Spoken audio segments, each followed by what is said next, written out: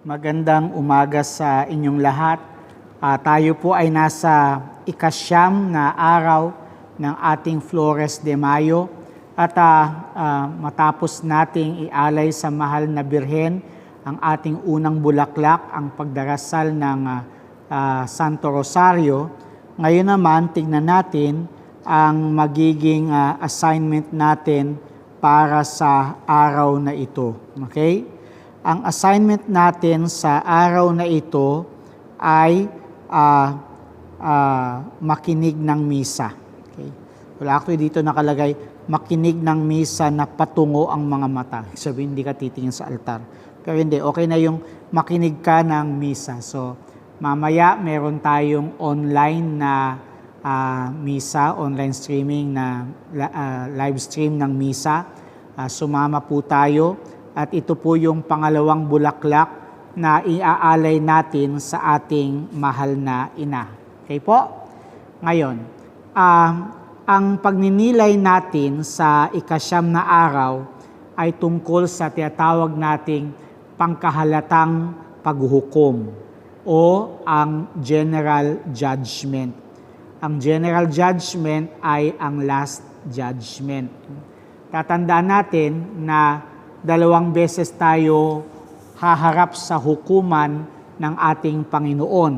Ayon sa katekismo ng simbahan, yung una ay sa sandali ng ating kamatayan, kung saan ang ating kaluluwa ay agad-agad haharap sa Panginoong Hesukristo na siyang hukom ng lahat ng mga nabubuhay at nangamatay na tao.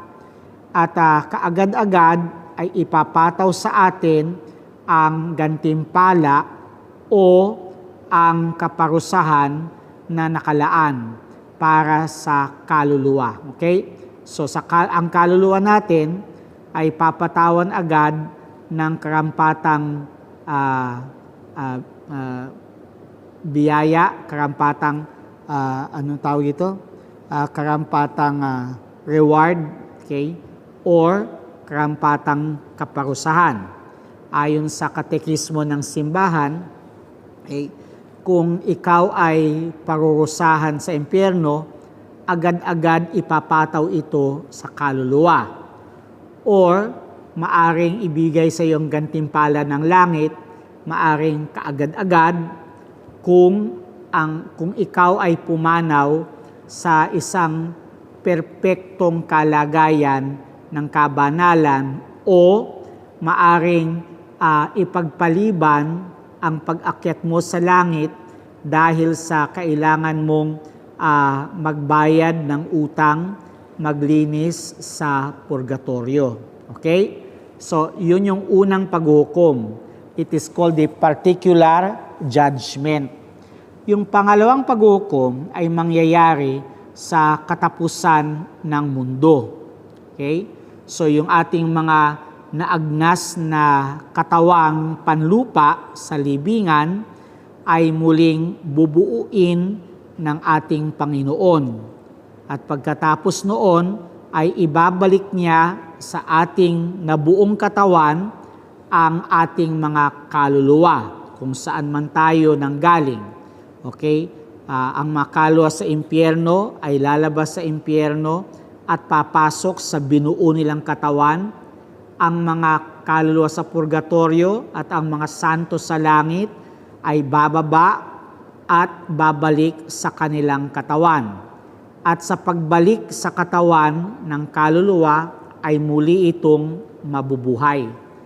At kapag nabuhay na maguli ang ating katawan, dahil nabalikan na ito ng kaluluwa, doon bababa ang ating Panginoong Hesukristo para sa tinatawag nating general judgment o paghukom na sa kalahatan.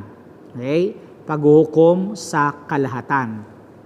Ngayon, ang difference lang naman talaga kung ano yung natatandaan yung sinabi natin na kung ano yung gantimpala o kung ano yung kaparusahan na naipataw sa kaluluwa, ito naman din ay ipapataw din sa katawan. Kaya ang iyong katawan ay maaring kasama ng kaluluwa ay maaring umakyat sa langit o ang iyong katawan kasama ng kaluluwa ay babagsak sa impyerno. Okay? Ngayon, ang kaibahan, isa sa mga kaibahan ng general judgment sa particular judgment ay ito. Sa particular judgment, ang magkaharap lang ay ikaw at ang ating Panginoong Hesus. Pero sa general judgment, okay, lahat ng tao ay masasaksihan ang playback ng buong buhay mo at ang hatol na ipapataw sa iyo. Okay? So yun yun. Kung ano ang gantimpala o kung ano ang parusa na tinanggap ng iyong kaluluwa, ito din ay tatanggapin ng iyong katawan. So, sa araw ng paghuhukom, sa huling araw, ang bawat isa sa atin ay dudulog sa harap ng kataas-taasang hukom at hindi mababali ang kanyang paghahatol. Ngayon, isipin nyo, no? Parang nakakakilabot, panghingilabot talaga ang mararamdaman natin kung ang Panginoon ay makikita natin sa huling araw. Kasi alam natin na siya ang ating Ama, ngunit hindi natin siya inibig ng sapat. Siya ang Panginoon na nagmamay-ari sa akin, ngunit iniwan ko siya. Siya ang aking Diyos at iniwan at winalang halaga ko siya. So, sa isang tingin lamang ay ipapakita niya sa akin ang aking ang aking my sins. He will show me my foolishness, no? He will show me my sins, ang aking kaliluhan at ang aking kataksilan. At sinong tatakbuhan ko, no? Sinong tatakbuhan ko? Makakalapit pa ba ako sa mahal na birhen? Makakalapit ba ako sa mahal na birhen? Magkakaroon pa ba ako ng kapangahasan kung ang aking kasalanan mismo ang paulit-ulit na pumapako sa kanyang anak sa krus? Ipagtatanggol kaya ako ng aking anghel na tagatanod, Anghel de la Guardia? Paano kaya kung lagi ko naman siyang hindi sinusunod? Paano niya ako may pagtatanggol? Ang demonyo na kadalasan ay lagi kong tinuturing na kaibigan, siya sa oras na yon ang magsusumbong sa akin. No? Remember, at the last judgment, our accuser will be the devil. Okay? Our accuser will be the devil, while the Holy Spirit will become our advocate. Malapit na yung pag-akyat ng Panginoon sa langit, malapit na rin ang Pentecostes. Maririnig natin yan, no? Na ang Holy Spirit ay tatawaging advocate. Ang advocate ay isang legal na terminolohiya. Ito ay tumutukoy doon sa abogadong tagapagtanggol. Kaya ngayong abogadong taga-usig ay ang demonyo. Sa paanong paraan niya tayo uusigin? Ilalahad niya ang lahat ng kasalanan na ginawa natin. At ang Espiritu Santo naman ang magiging tagapagtanggol sa atin, sapagkat ilalahad niya yung maraming mga pagkakataon na kung saan pinatawad niya ang ating mga kasalanan lalo tigit sa sakramento ng kumpisal at kung paanong tayo ay nakipagtulungan sa kanyang biyaya. So tatandaan nyo lagi yung frame na yan, no? Yung larawan na yan. Ang hukom ay si Jesucristo na anak ng Diyos. Ang tagapagtanggol ay ang Espiritu Santo at ang tagausig ay ang demonyo. Okay? At tingnan nyo to, tulad ng sabi ko sa inyo kanina, yung kasalanan ko at yung buong kasiraan ay isisiwalat sa buong mundo. Okay? Para bagang yung buong buhay ng bawat isa sa atin sa huling paghuhukom ay makikita at mapapanood hindi lamang natin hindi lamang ako ang makakapanood ng buhay ko, kundi yung buong mundo na nagtitipon sa harapan ng hukuman ng ating Panginoong Hesukristo. Sa katunayan nga, kung babasahin yung katekismo ng simbahan, nakalagay talaga doon na lahat ng mga natatagong intensyon, lahat ng mga lihim ay mabubunyag. Pati yung pag-iisip, yung iniisip natin ay mabubunyag. At maging ang lahat ng ating mga desisyon o ginawa at ipapakita doon ng Panginoon yung pinaka-extreme na extent ng consequences ng kabutihang ginawa natin o yung kasamaan na ginawa natin. Kaya nga, masisiwalat sa buong mundo ang buo kong kasiraan at ang buo kong buhay. Father, kahit yung mga kasalanan na naikumpisal ko na, oo, lalabas yan. Okay? Ngayon, tingnan nyo to yung makasalanan na naikumpisal natin, lalabas lahat iyon, makikita yan ng buong mundo sa Last Judgment. Pero kaya ipapakita yon ay hindi para hiyain tayo, kundi para ipakita sa lahat yung tagumpay ng biyaya ng Diyos. Pero yung lahat ng kasamaan na hindi natin pinagsisisihan ay ilalantad pa rin, ay ilalantad din, at ito ay magiging kahihiyan natin. Okay? Magiging kahihiyan, isang kahiyahiyang okasyon ang Last Judgment para sa karamihan sa atin. So, isipin nyo, no? Sa Last Judgment, malalaman ninyo kung ano yung iniisip ko ngayon habang nagsasalita ko sa harap ng cellphone ni David. Okay. At sa Last Judgment, malalaman ko din kung ano yung iniisip ninyo habang nakikinig kayo sa akin. Sa Last Judgment, malalaman natin kung sino talaga nagpasara ng ABS. Oh, di ba?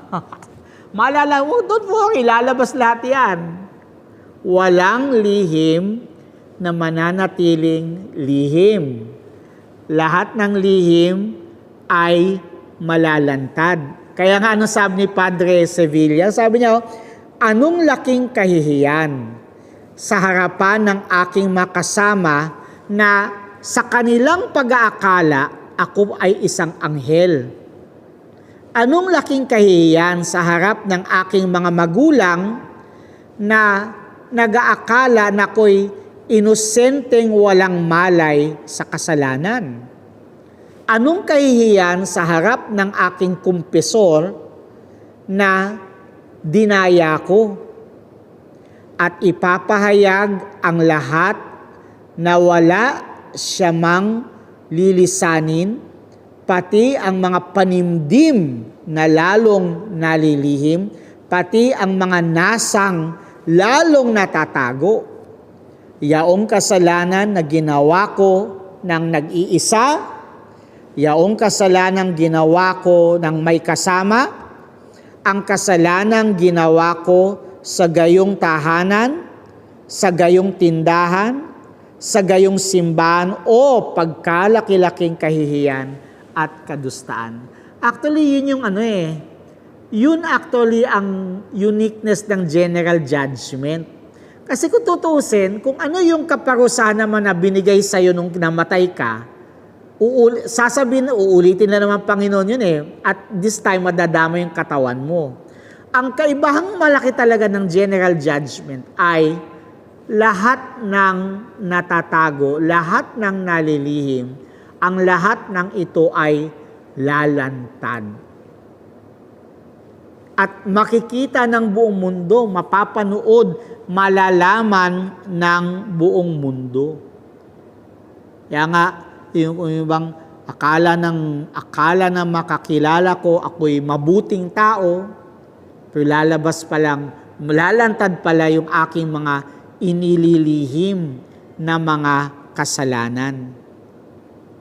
Okay? So, yun talaga para sa akin ang trademark nung last judgment Kasi, yung buong mundo, lahat ng taong nabuhay mula kina Adan at Eva, hanggang sa kahuli-hulihang ipapanganak sa wakas ng panahon, silang lahat ay makakasaksi ng buong buhay ko na ilalantad ng ating Panginoong Hesukristo.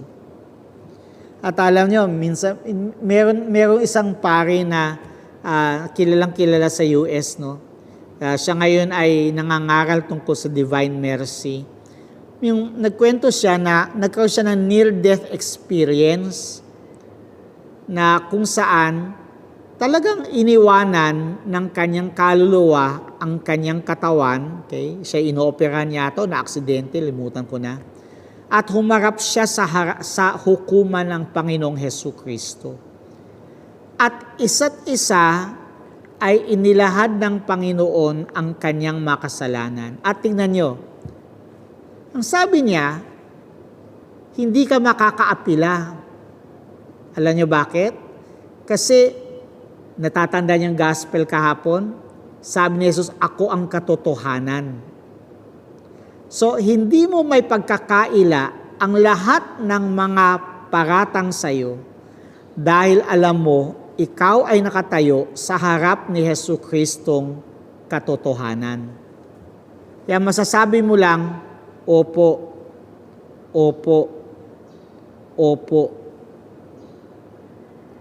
Tatanggapin mo talaga ang lahat ng sasabihin niya kasi alam mo na ang lahat ng sinasabi niya ay totoo. Okay? Lahat ng sinabi niya ay totoo. So pagkalaki-laking kahihiyan, pagkalaki-laking kadustaan. Pagkatapos ay ilalagdana ang sintensya o hatol ng pagkaligtas o pagdurusa sa impyerno. Si Jesucristo na hukom ng mga buhay at patay ang siyang bibigkas ng hatol. Tatawagin ako ng kataas-taasang Panginoon, either na pinagpala o isinumpa. So alin kayang magiging kapalaran natin? Malalaman natin yan actually sa huling araw. Malalaman natin yan sa oras pala ng ating kamatayan. So anong magiging kapalaran ko kaya? Yung sumama ako kay Jesus sa kaharian ng langit? O sumama ako kay Satanas sa bilangguan ng impyerno? At ito, hindi ko mapipigilan ang hatol. I cannot stay the judgment. Sabi yun, hindi ko maaantala ang hatol kahit sandaling oras lang.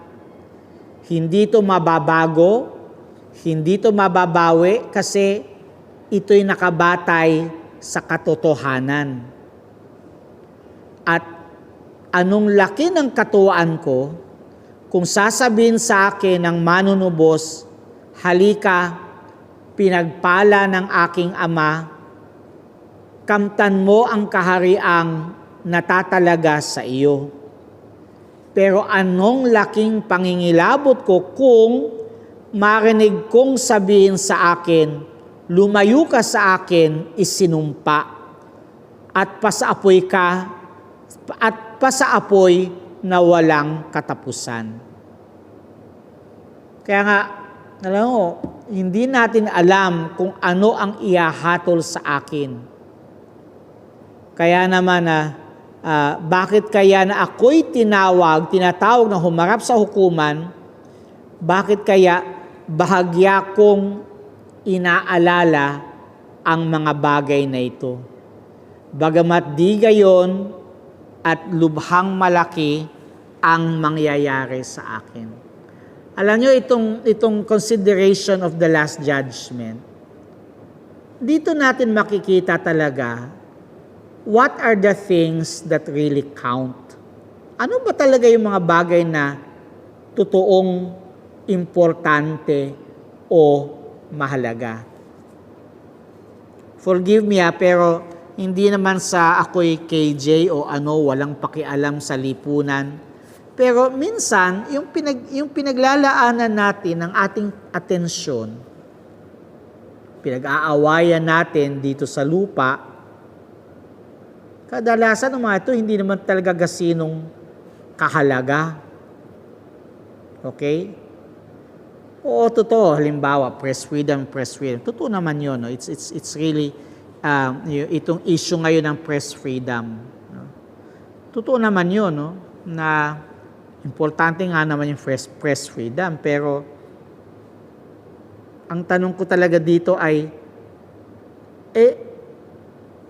dahil masyado nating pinagtutuunan yung issue nung closing ng ABS, halimbawa, ang tanong dito,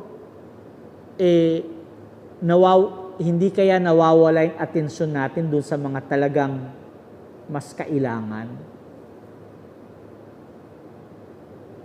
Okay? Hindi kaya nawawala yung atensyon natin doon sa mas kailangan? Ano yung mas kailangan?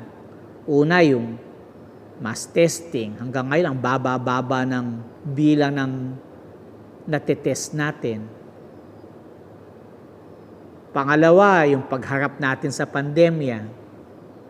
Pero para sa akin, yung pinaka-importanting, baka sakaling yung sa away ng ABS at ng gobyerno, nalilimutan natin yung kaligtasan ng ating kaluluwa.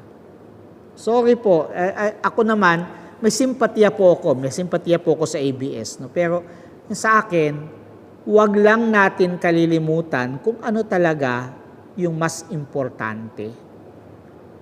At ano yung mas importante?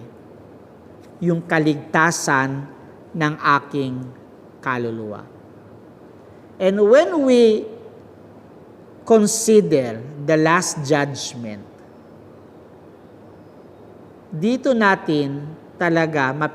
tayo mapipilitang harapin kung ano nga ba ang talagang kailangan natin asikasuhin. At ano ang dapat nating asikasuhin? Higit sa lahat, ang kaligtasan ng kaluluwa. Okay? Higit sa lahat, ang kaligtasan ng kaluluwa. Merong kapag kayo ay pumunta ng yung simbahan yata ng Paite sa Laguna. Kapag kayo pumunta doon, makikita nyo sa dingding, merong dalawang malaking painting doon . Hindi yung San Cristobal, yung nandito sa kabila. Yung isa ito ko sa Sacramento, yung isa ito ko sa huling paghuhukom. At dito, makikita mo, kasi tatandaan nyo, ang simbahan ng Paite ay simbang itinayo ng mga Pransiskano. Makita nyo Diyos, si Jesu Cristo, tapos nandun si St. Francis, tapos yung mga kaluluwa na hinuhukuman. Okay? Kita nyo yung langit, nandun yung purgatorio, nandun yung impyerno. Okay, merong kwento dito, si Padre Sevilla, na sa aking palagay, yun yung pinoportray ng painting na yun. Okay? Na ito yung si Saint Francis, okay? Ang tagpo ay yung Last Judgment. Nakita ni Saint Francis yung malawak na parang na kung saan ginaganap ang Last Judgment. At doon nagtitipon ang di mabilang na dami ng tao, wala ng social distancing noon. Okay? Kasi puno sila, nagsisiksika sila. I forgot ko anong, nalimutan ko kung yung Valley of Judgment, nalimutan ko yung yung pangalan nun nasa Bible yun. Sorry, matatandaan ko mamaya, alam, senior moments. Okay. Sa Valley of Judgment, the Valley of Jehoshaphat, punong-punong-puno yun ng mga tao. Okay?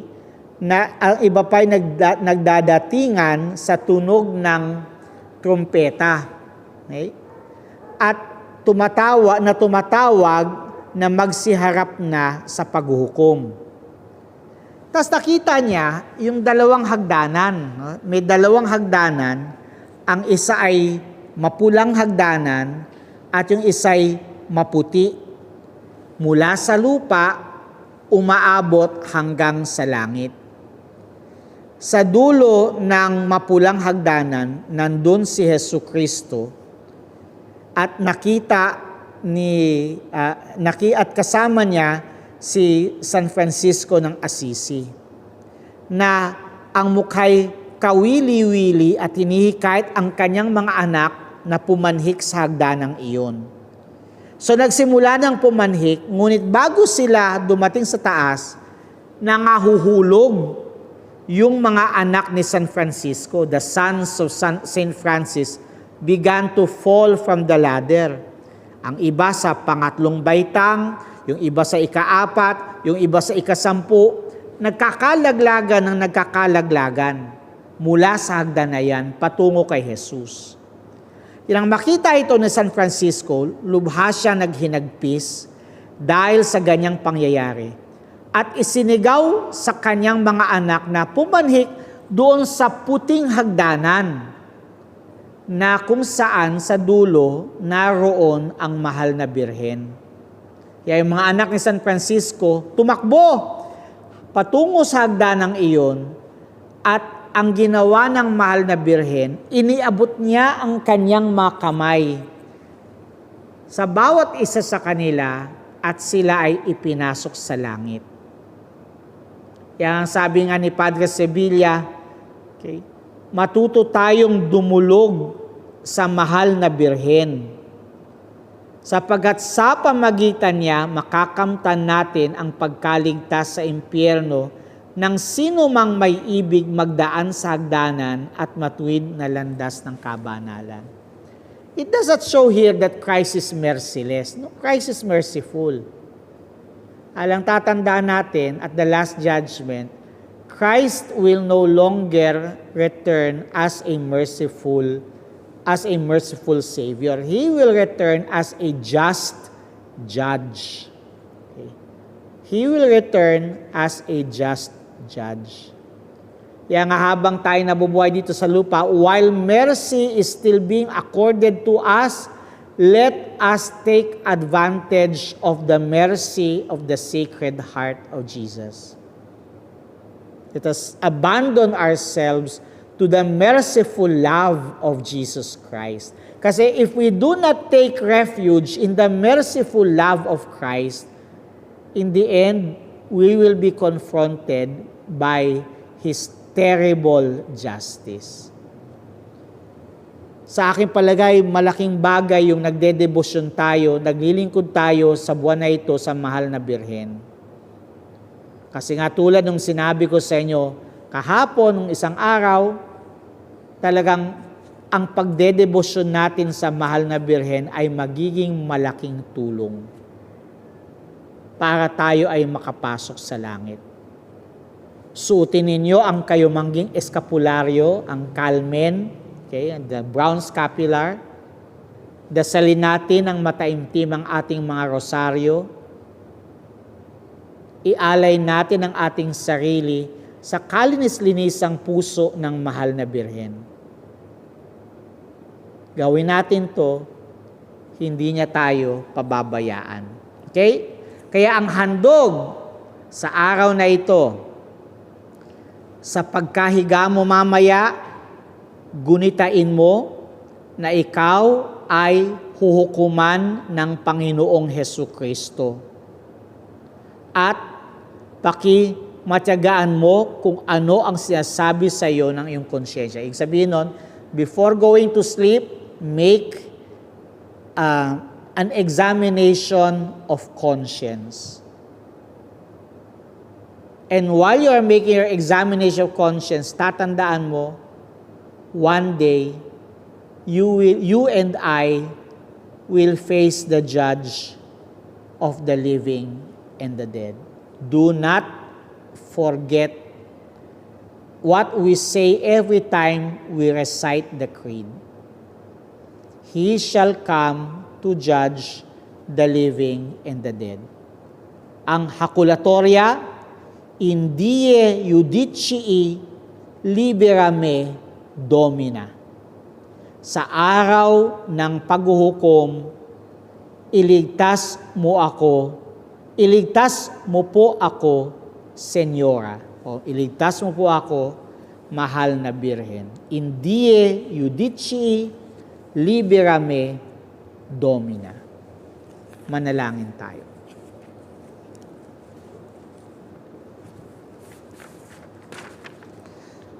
O Mary, you shine continuously on our journey as a sign of salvation and hope. We entrust ourselves to you, health of the sick, who at the foot of the cross were united with Jesus' suffering and persevered in your faith. Protectress of the Roman people, you know our needs, and we know that you will provide so that as at Cana in Galilee, joy and celebration may return after this time of trial. Help us, Mother of Divine Love, to conform ourselves to the will of the Father and to do what Jesus tells us. For he took upon himself our sufferings and burdened himself with our sorrows to bring us through the cross to the joy of the resurrection. Amen. We fly to thy patronage, O Holy Mother of God. Despise not our petitions and our necessities, but deliver us always from every danger, O glorious and blessed Virgin Mary. May the divine assistance remain with us always. Amen. May the souls of the faithful departed through the mercy of God rest in peace. The Lord be with you, and may the blessed Almighty God, Father, Son, and Holy Spirit come down upon you and remain with you forever and ever. Amen. Salamat po. Huwag niyong kalilimutan bukas, meron ulit tayong Flores de Mayo sa umaga. Kita-kita po tayo bukas.